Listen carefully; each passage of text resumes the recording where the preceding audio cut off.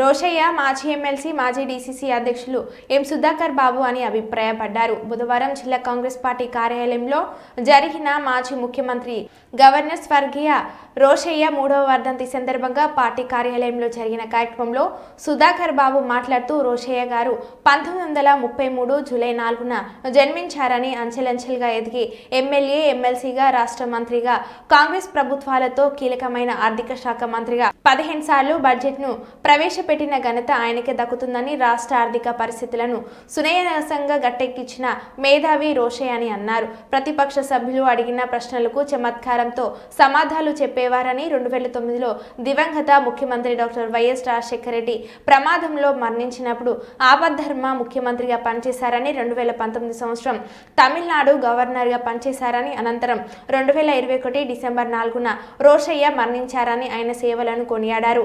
ముందుగా పార్టీ కార్యాలయంలో రోషయ్య చిత్రపటానికి పూలమాలలు వేసి నివాళులను అర్పించారు. Gracias.